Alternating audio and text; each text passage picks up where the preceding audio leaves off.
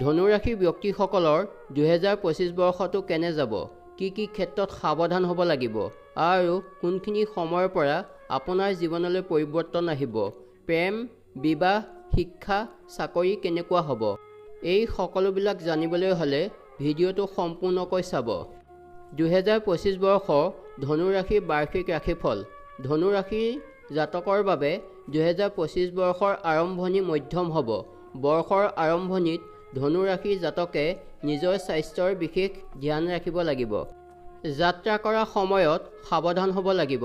2025 বৰ্ষৰ আৰম্ভণিত ধনুৰাশিৰ জাতকৰ কোনো আঘাত বা দুৰ্ঘটনাৰ শিকাৰ নহয়, যাতে তাৰ বাবে বহুত সাৱধান হ'ব লাগিব আৰু বহুত সাৱধানেৰে বাহন চলাব লাগিব। ধনুৰাশি চাকৰি কৰা জাতকে নিজৰ কামত মন লগাবলৈ আৰু ধ্যান বঢ়াবলৈ বহুত বেছি প্ৰয়াস কৰিব লাগিব, কাৰণ এই সময়ত এই ৰাশিৰ জাতকে কামৰ পৰা আঁতৰত থাকিব আৰু ইয়াৰ বাবে কাৰ্যক্ষেত্ৰত ধনুৰাশি জাতকে সমস্যাৰ সন্মুখীন হ'বলগীয়া হ'ব। এই বৰ্ষৰ আৰম্ভণিতে ধনুৰাশি জাতকৰ বাবে বিৰোধী পক্ষ গধুৰ হ'ব, সেইবাবে ধনুৰাশি জাতকো শক্তিশালী হৈ থাকিব লাগিব। ধনুৰাশি ব্যৱসায়ীসকলৰ বাবে এই বৰ্ষৰ আৰম্ভণিতে চৰকাৰী ক্ষেত্ৰৰ পৰা ভাল অৰ্ডাৰ লাভ কৰিব। যি লোকৰ ব্যৱসায় বিদেশত জড়িত আছে, এই বৰ্ষত ভাল লাভ কৰাৰ আশা আছে। ধনুৰাশি বৈবাহিক জীৱনৰ বাবে বৰ্ষৰ আৰম্ভণি নিজৰ অহংকাৰক দূৰ কৰি ৰাখিব লাগিব, কাৰণ ইয়াৰ দ্বাৰা সম্পৰ্কত বিভেদ আনিব পাৰে।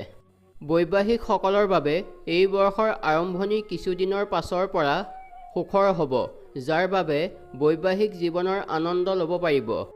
প্ৰেমৰ সম্পৰ্কৰ ক্ষেত্ৰত এই ধনুৰাশি জাতকসকলে অলপ সাৱধান হ'ব লাগিব। বৰ্ষৰ আৰম্ভণিতে ধনুৰাশিৰ লোকৰ প্ৰিয় কোনো স্বাস্থ্য সমস্যাই দেখা দিব পাৰে। তাৰ পাছত তেওঁৰ লগত যাত্ৰালৈ যাব পাৰিব, যিয়ে আপোনাৰ সম্পৰ্ক শক্তিশালী কৰিব আৰু এজনে আনজনৰ ওপৰত বিশ্বাস বাঢ়িব। ধনুৰাশি জাতকৰ বিদ্যাৰ্থীসকলৰ বাবে এই বৰ্ষ কষ্ট কৰাৰ সময় হ'ব। যিমানেই কষ্ট কৰিব, সিমানেই ভাল পৰিণামৰ ফল লাভ কৰিব। বৰ্ষৰ আৰম্ভণিতে বিদ্যাৰ্থীসকলে বিদেশলৈ যোৱাৰ সুযোগ লাভ কৰিব পাৰে।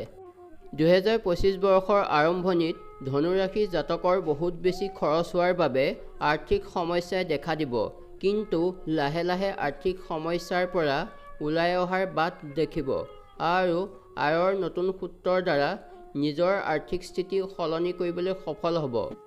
এই বৰ্ষৰ আৰম্ভণিতে ধনুৰাশি জাতকৰ প্ৰেম জীৱন অলপ দুৰ্বল হ'ব। এই ৰাশিৰ জাতকৰ সংগীৰ স্বাস্থ্যজনিত সমস্যাই দেখা দিব বা আঘাতপ্ৰাপ্ত হ'ব। সেইবাবে ধনুৰাশি জাতকে নিজৰ সংগীৰ কেয়াৰ ল'ব লাগিব। ইয়াৰ পাছত আপুনি নিজৰ সংগীৰ লগত যাত্ৰালৈ যাব পাৰে।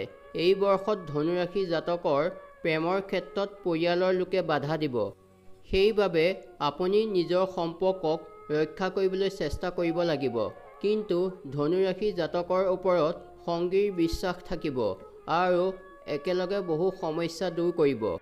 ধনুৰাশি জাতকে অধিক তেলজাতীয় খাদ্যৰ পৰা দূৰত থাকিব লাগে আৰু এনে ঠাইলৈ যাব নালাগে য'ত অধিক প্ৰদূষণ হয়, কাৰণ ইয়াৰ দ্বাৰা ইনফেকশ্যন হ'ব আৰু আপোনাৰ ৰোগ প্ৰতিৰোধ ক্ষমতা দুৰ্বল হ'ব, যিয়ে অন্য ৰোগ হোৱালৈ ঠেলি দিব।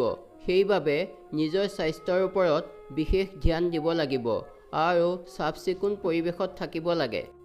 2025 বৰ্ষৰ আৰম্ভণিত ধনুৰাশিসকলৰ আত্মবিশ্বাস কম হ'ব।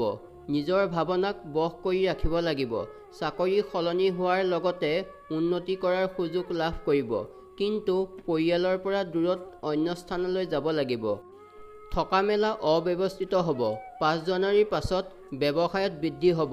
15 জানুৱাৰীৰ পাছত সম্পৰ্কৰ কোনো জ্যেষ্ঠজনৰ পৰা ব্যৱসায়ৰ বাবে ধন পাব পাৰে। 3 মাৰ্চৰ পাছত মিত্ৰৰ সহযোগত আয়ত বৃদ্ধি হ'ব পাৰে। 29 মাৰ্চৰ পৰা ব্যৱসায়ত কিছু সমস্যাই দেখা দিব।